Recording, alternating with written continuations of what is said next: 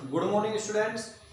देखो आज का टॉपिक हमारा रहेगा संधारित्र की प्लेटों के मध्य पैरावैद्युत माध्यम की उपस्थिति का प्रभाव। यानी कल हम संधारित्र का कंसेप्ट देख चुके हैं, उसका क्या फॉर्मूला रहता है, समांतर प्लेट संधारित्र का क्या सूत्र आता है। अब यदि उस संधारित्र की प्लेटों के मध्य पैरावैद्युत माध्यम भर दिया जाए तो उससे उसकी धारिता पे क्या इफेक्ट पड़ेगा, ये हमें देखना है। तो उसके लिए हम क्या करते हैं, एक संधारित्र ले लेते हैं, समांतर प्लेट संधारित्र।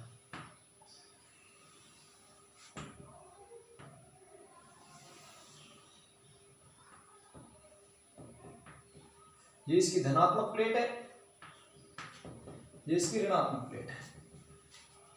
प्लेटों के बीच की दूरी हम जानते हैं, स्मॉल डी लेते हैं। तो देखो प्लस और माइनस के कारण इस संधारित्र के अंदर विद्युत क्षेत्र उत्पन्न होता है और उसका मान हम निकाल चुके हैं पहले, E बराबर सिग्मा अपॉन एप्सिलॉन नॉट। निर्वात में ये प्लेटों के मध्य विद्युत क्षेत्र उत्पन्न हो जाता है।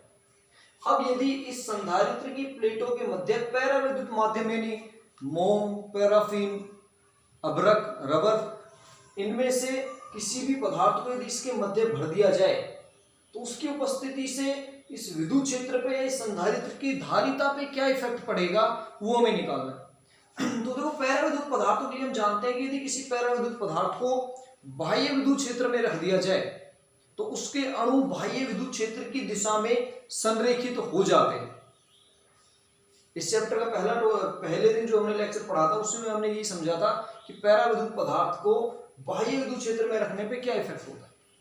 यानी उसका जो प्लस है वो तो विद्युत क्षेत्र की दिशा में और माइनस है विद्युत क्षेत्र के विपरीत दिशा में संरेखित हो जाते हैं। तो जैसे इसके मध्य पैरावैद्युत पदार्थ रखेंगे तो उसके अणु विद्युत क्षेत्र की दिशा में संरेखित होने लग जाते हैं। यहां हम इसको डायग्राम से समझ सकते हैं।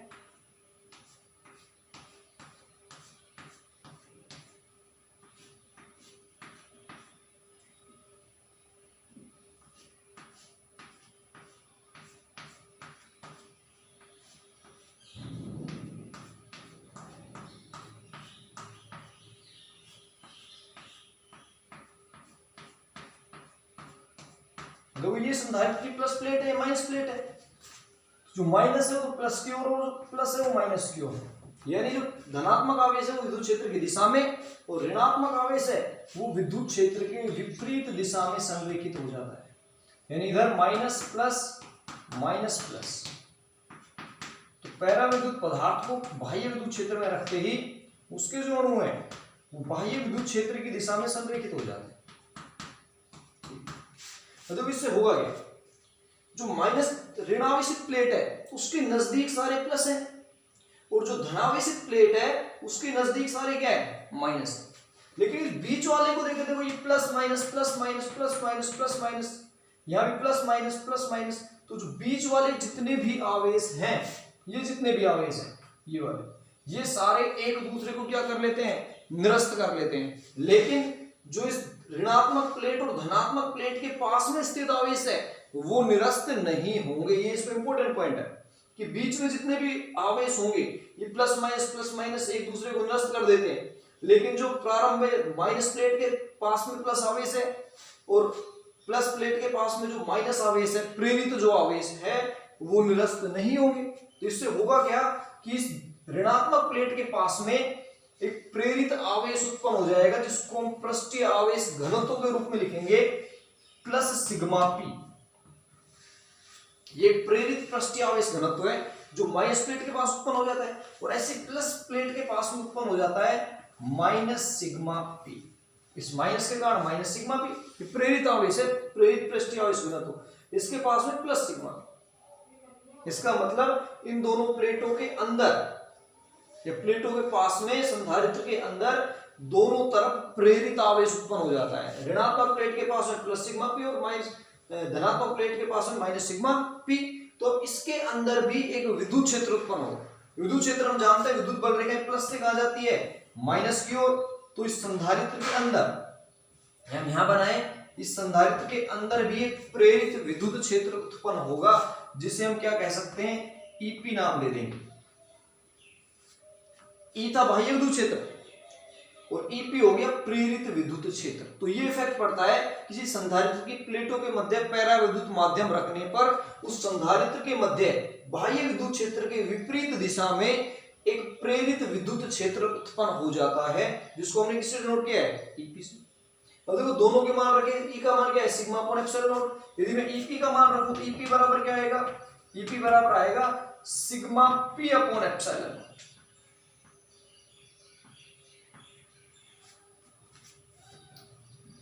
क्योंकि यांत्रिक विद्युत क्षेत्र है, निर्वात की हम बात कर रहे हैं। अब यदि परिणामी विद्युत क्षेत्र निकालें इस संधारित्र में,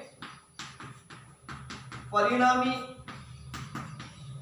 विद्युत क्षेत्र, तो देखो परिणामी विद्युत क्षेत्र को ई आर से, ई रिजल्टेंट आर मतलब रिजल्टेंट, ई आर बराबर बाह्य विद्युत क्षेत्र माइनस आंतरिक विद्युत क्षेत्र, तो ई माइनस ईपी, तो ई आर बराबर देखो ई का मान कितना है, बाह्य विद्युत क्षेत्र का sigma upon epsilon not minus sigma P का मान, ईपी का मान है सिग्मा पी अपॉन एप्सिलॉन। तो यहां से आप इसको लिख सकते हो ई आर बराबर नीचे सिग्मा एप्सिलॉन नॉट दोनों में लघुत्तम आ गया, सिग्मा माइनस सिग्मा, इसको समीकरण 1 बना देते हैं, ठीक। ये आ गया परिणामी विद्युत क्षेत्र। अब देखो हमने एक कंसेप्ट पर पढ़ा है कि यदि संधारित्र की प्लेटों के मध्य एप्सिलॉन आर माध्यम का पैरा विद्युतांक भर दिया जाए तो उसका विद्युत क्षेत्र 1/एप्सिलॉन आर गुना कम हो जाता है। तो पैरा विद्युतांक की परिभाषा से, पैरा विद्युतांक की परिभाषा से, तो पैरा विद्युतांक की परिभाषा से जो रिजल्टेंट आएगा वो आएगा sigma upon epsilon naught epsilon R. इसको समीकरण होना, यानी डायरेक्ट जब भी हम काम में ले, पहले चैप्टर में पढ़ा था, यदि किसी विद्युत क्षेत्र में पैरा विद्युत प्लेट रख दी जाए तो विद्युत क्षेत्र का मान 1/एप्सिलॉन आर गुना हो जाता है। चालक प्लेट है तो उसके नजदीक सिग्मा अपॉन एप्सिलॉन नॉट होता है, तो sigma upon epsilon naught epsilon R. अब इन दोनों की तुलना करें तो ये है, ये इसके मध्य रिजल्टेंट ही है दोनों, यानी समीकरण 1 और 2 की यदि हम तुलना करें समीकरण 1 व 2 से, यहां से हम कह सकते हैं ई आर बराबर सिग्मा अपॉन एप्सिलॉन नॉट या sigma minus sigma p upon epsilon not, और बराबर आ जाएगा sigma upon epsilon naught epsilon. इसको यदि हम समीकरण 3 बनाएं तो समीकरण 3 से हम कह सकते हैं कि पैरा विद्युत माध्यम की उपस्थिति से जो परिणामी विद्युत क्षेत्र है उसके मान में कमी आती है। तो एक तो था सिग्मा अपॉन एप्सिलॉन नॉट, अब आ रहा है sigma minus sigma p upon epsilon not, तो जो विद्युत क्षेत्र है उसके मान में क्या आ रही है, कमी। फिर यहां पर भी हम देखें तो सिग्मा अपॉन एप्सिलॉन नॉट या फिर एप्सिलॉन आर का भाग लग रहा है, और हम पहले से जानते हैं पैरा विद्युत माध्यम की उपस्थिति से विद्युत क्षेत्र के मान में क्या आती है, कमी। यदि विद्युत क्षेत्र के मान में कमी आएगी तो विभव के मान में भी क्या होगी, कमी, क्योंकि दोनों एक दूसरे के समानुपाती रहते हैं, E बराबर वी डी, V बराबर E इंटू डी। और यदि विभव के मान में कमी होगी तो धारिता का मान बढ़ जाए। इसका मतलब पैरा विद्युत माध्यम की उपस्थिति से जो संधारित्र की प्लेट है उनके मध्य विद्युत क्षेत्र का मान कम होता है, विभव का मान भी कम होता है और धारिता का मान बढ़ जाता है। तो सिंपल सा 1 नंबर का यदि क्वेश्चन आ जाए कि पैरा विद्युत माध्यम की उपस्थिति से संधारित्र की धारिता पे क्या प्रभाव पड़ता है, तो उसका सीधा सा आंसर हो जाएगा कि पैरा विद्युत माध्यम की उपस्थिति से धारिता का मान बढ़ जाता है। अब यहां से हम एक रिलेशन निकालते हैं कि जो प्रेरित आवेश घनत्व या फिर जो प्रेरित आवेश है उसका मान कितना आएगा। तो देखो समीकरण 3 का हम यूज लेंगे यहाँ पे, समीकरण 3 से इसको हम लिख ले sigma minus sigma p upon epsilon naught बराबर sigma upon epsilon naught epsilon are. Epsilon naught से एप्सिलॉन नॉट क्या हो जाएगा यहाँ पे, कैंसिल आउट।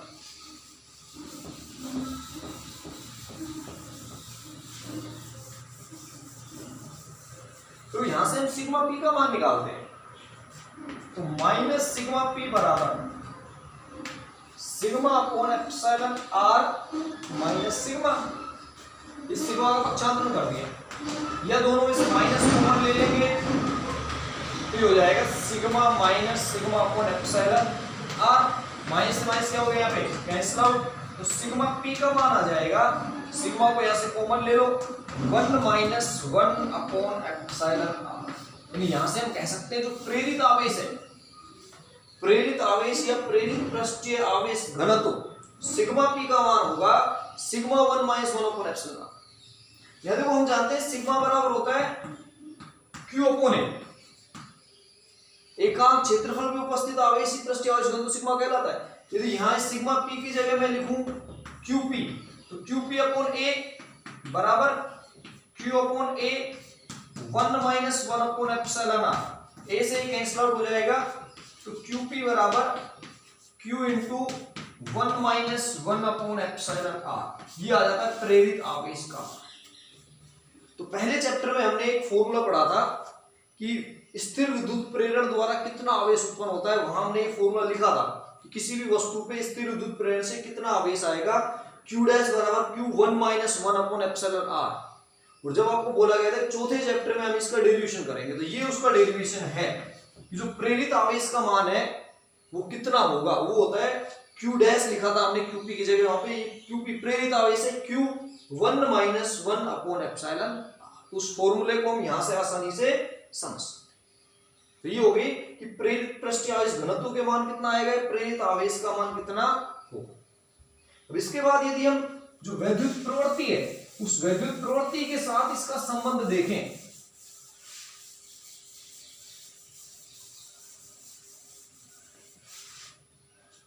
इसको समीकरण 4 बना देते हैं। तो देखो जो प्रेरित आवेश है, प्रेरित पृष्ठीय आवेश घनत्व सिग्मा पी है, ये एकांक जो सदिश हमने पी पढ़ा था उस सदिश के बराबर आता है, जो ध्रुवण सदिश पी था उस ध्रुवण सदिश पी के बराबर होता है सिग्मा पी किसी भी पैराविद्युत पदार्थ के लिए। तो जो सिग्मा पी का मान है ये बराबर होता है ध्रुवण सदिश पी के। ध्रुवण सदिश पी को इधर लिख लेते हैं, एक ध्रुवण सदिश पी का जो मोड है परिमाण वो बराबर होता है सिग्मा पी के। तो दोनों का मान रखे, ध्रुवण सदिश का मान हमने पढ़ा था चाई ई इंटू ई आर बराबर सिग्मा का मान है sigma 1 minus 1 upon epsilon R. समीकरण 4 से इसका मान रख दिया। ये हमने इसी चैप्टर में अभी पहले लेक्चर में पढ़ा था। देखो ई आर का जो मान है रिजल्टेंट, ये हम अभी जानते हैं sigma upon epsilon naught into epsilon R के बराबर होता है किसी भी माध्यम में पराविद्युतांक का मान, विद्युत क्षेत्र का मान।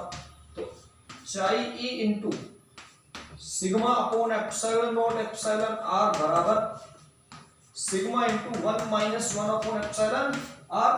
सिग्मा से सिग्मा यहाँ कैंसिल आउट हो जाएगा, वहां एप्सिलॉन आर हम लघुत्तम ले लेते हैं,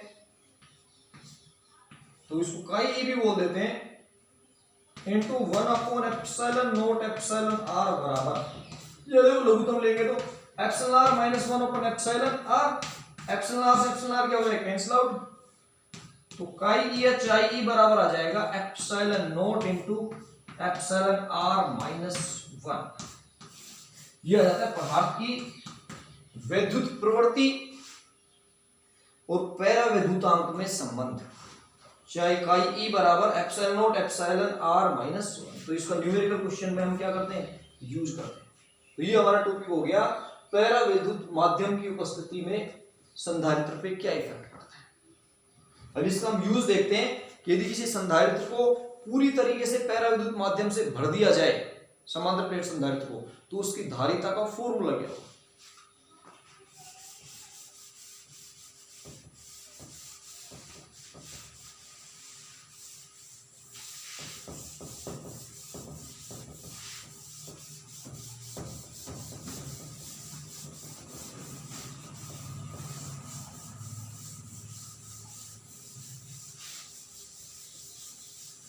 अगला टॉपिक है हमारा समांतर प्लेट संधारित्र की धारिता।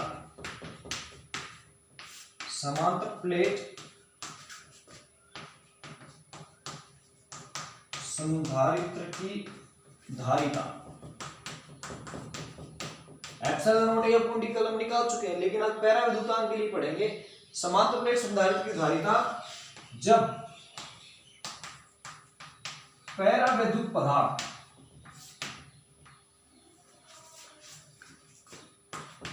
प्लेटों के मध्य पूर्णतः भरा हो, प्लेटों के मध्य पूर्णतः भरा हो। जो हेडिंग होती है ये आपके पेपर में क्वेश्चन के रूप में आ जाती है, जब समांतर प्लेट संधारित्र की धारिता क्या होगी जब प्लेटों के मध्य पैरा विद्युत पदार्थ पूर्णतः भरा हो। तो देखो इसके लिए हम क्या करते हैं, एक समांतर प्लेट संधारित्र ले लिया हमने, यहाँ प्लस सिग्मा या माइनस सिग्मा, ठीक है। अब इसमें जो पैरा विद्युत पदार्थ है पूर्णतः भरा है,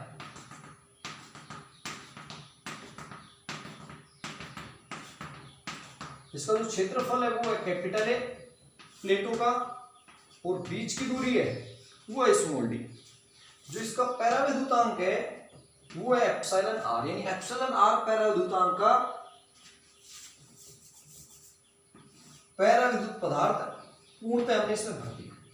तो जब इसकी धारिता निकालनी है तो सबसे पहले हमें विद्युत क्षेत्र निकालना पड़ेगा, और विद्युत क्षेत्र निकालने के लिए अभी हमने पढ़ाई की थी पैरा विद्युत माध्यम उपस्थित हो तो विद्युत क्षेत्र कितना होता है। तो देखो पैरा विद्युत माध्यम की उपस्थिति में विद्युत क्षेत्र ये होगा E बराबर sigma upon epsilon naught epsilon. यदि हम मान लें प्लेट का क्षेत्रफल कैपिटल ए, उसमें जो आवेश का मान है वो मान ले कैपिटल क्यू होता, देखो सिग्मा का मान क्या हो जाएगा क्यू अपॉन ए, यानी इसमें हम सिग्मा की जगह क्या काम में ले सकते हैं क्यू अपॉन ए काम में ले सकते हैं। तो यहां से E बराबर आ जाएगा Q upon A epsilon naught epsilon R, इसको समीकरण 1 मानते हैं। तो ये सबसे पहले हमने पैरा विद्युत पदार्थ पूर्णतः भरा होता विद्युत क्षेत्र का मान निकाल लिया। इसकी थ्योरी सिंपल सी रहती है कि समांतर प्लेट संधारित्र जिसका क्षेत्रफल है बीच की दूरी क्या है डी है, इसके मध्य एप्सिलॉन आर पैरा विद्युतांक हमने भर दिया, पूर्णतः भर रखा है, तो विद्युत क्षेत्र का मान कितना होगा sigma upon epsilon naught epsilon R. अब यदि प्लेटों का क्षेत्रफल है और आवेश क्यू हो तो सिग्मा क्यू अपॉन ए, वहां से विद्युत क्षेत्र कितना आ गया Q upon A epsilon naught epsilon R. अब हमें विभव ज्ञात करना है, तो यदि प्लेटों के बीच की दूरी डी है तो विभव कितना होगा, तो प्लेटों के मध्य विभव, प्लेटों के मध्य विभव V बराबर फॉर्मूला होता है E इंटू स्मॉल डी। तो V बराबर E का मान समीकरण 1 में है Q upon A epsilon naught epsilon R into D। इसको समीकरण 2 बना दो, क्योंकि हमें धारिता ज्ञात करनी है, और यदि धारिता ज्ञात करनी है तो विभव ज्ञात करना पड़ेगा, विभव के लिए विद्युत क्षेत्र ज्ञात करना पड़ता है। अब धारिता का फॉर्मूला लगाएंगे, वहां से हम डायरेक्ट C का मान ले लेंगे। तो धारिता के परिभाषा से, धारिता की परिभाषा से